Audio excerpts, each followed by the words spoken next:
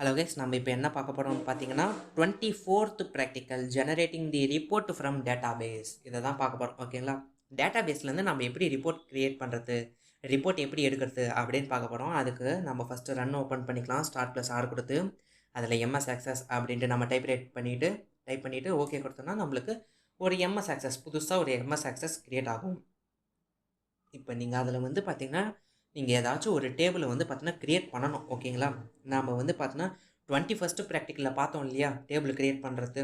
அதை நம்ம பண்ணணும். அதை பண்ணால் தான் நம்மளால் ரிப்போர்ட்டோ இல்லை குவாரியோ நம்மளால் எக்ஸ்ட்ராக்ட் பண்ண முடியும். ஓகேங்களா? நம்ம ஆல்ரெடி வந்து பார்த்தீங்கன்னா பண்ணி வச்சுருக்கிறதே வந்து பார்த்தீங்கன்னா இப்போதைக்கு எடுத்துக்கலாம். ஓகேங்களா? இங்கே பாருங்களேன், நான் இந்த ஸ்டூடெண்ட்ஸோடைய டேபிள் வந்து பார்த்தீங்கன்னா நான் ஆல்ரெடி பண்ணி வச்சுருக்கேன் இல்லையா. இந்த டேபிள் 1 அப்படின்னு இருக்குது பார்த்தீங்களா, இதை நான் வந்து பார்த்தீங்கன்னா சூஸ் பண்ணிக்கிறேன். இதை நான் சூஸ் பண்ணிக்கிட்டு இப்போ நான் என்ன பண்ண போகிறேன்னா இதை தான் நான் ரிப்போர்ட்டாக சப்மிட் பண்ண போகிறேன். ஓகேங்களா? இது மொத்தத்தையும் தான் நான் ரிப்போர்ட்டாக சப்மிட் பண்ண போகிறேன். இல்லை நம்ம குவாரியை வேணாலும் நம்ம ரிப்போர்ட்டாக சப்மிட் பண்ணிக்கலாம். ஓகேங்களா? நான் இப்போ டேபிளை தான் நான் ரிப்போர்ட்டாக சப்மிட் பண்ண போகிறேன். அதுக்கு நான் வந்து பார்த்தீங்கன்னா இந்த டேபிள் 1 நான் இப்படி சூஸ் பண்ணிக்கிட்டு இங்கே வந்து பார்த்தீங்கன்னா கிரியேட் அப்படின்ட்டு ஒரு ஆப்ஷன் இருக்குது பார்த்தீங்களா, அந்த ஆப்ஷனுக்குள்ளே போயிட்டு அதாவது இந்த ஹோம் மெனுவில் கிரியேட் அப்படின்ற டேபை கிளிக் பண்ணிவிட்டு இங்கே ரிப்போர்ட் அப்படின்ற ஒரு ஆப்ஷன் இருக்குது பார்த்தீங்களா, இதை நான் கொடுக்குறேன் அப்படின்னும்போது இங்கே பாருங்களேன், இந்த A4 ஷீட் சைஸ் வந்து பார்த்தீங்கன்னா இவ்வளோ தான் இருக்கே. இப்போ பாருங்கள், இது வரைக்கும் தான் இருக்கே A4 ஷீட் சைஸு. ஆனால் நம்மளுக்கு வந்து பார்த்தீங்கன்னா டேட்டா எங்கேயோ போகுது பாருங்கள், அப்படியே வெளியே வரைக்கும் போகுது. ஓகேங்களா? ஸோ இப்படி இருக்கும்போது A4 ஷீட் சைஸ் வந்து பார்த்தீங்கன்னா பாதியாக பிரேக் ஆகும். ஓகேங்களா? இங்கே பாதியோடு நின்றுடும். ஓகேங்களா? இந்த மாதிரி இருக்கக்கூடாது. அதனால் வந்து பார்த்தீங்கன்னா நான் கொஞ்சம் கொஞ்சமாக அலைன் பண்ணிக்கிறேன். ஓகேங்களா?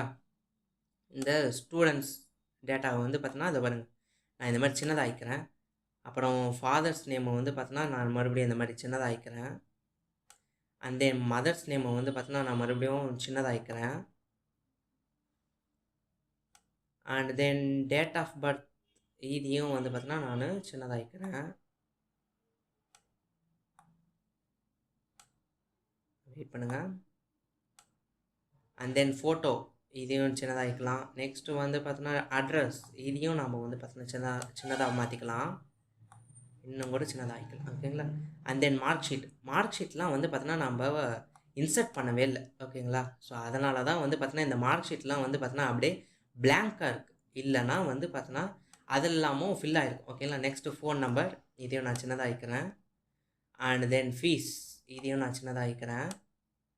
அண்ட் தென் ஃபீஸ் பெய்டு இதையும் நான் வந்து பார்த்தீங்கன்னா சின்னதாகிக்கிறேன். ஓகேங்களா? இன்னும் கூட நம்ம சின்னதாக்கணும் போல இருக்குது, ஏன்னா நம்மளுக்கு இடம் பத்தலை. ஓகேங்களா? ஸோ இங்கே போனால் இங்கே இடிக்குதா, ஸோ நான் என்ட்ரு கொடுத்துக்கிறேன். ஓகேங்களா? இல்லை மதர்ஸ் காலத்தை தூக்கிடலாமா, மதர்ஸ் காலம் வேணான்ட்டு.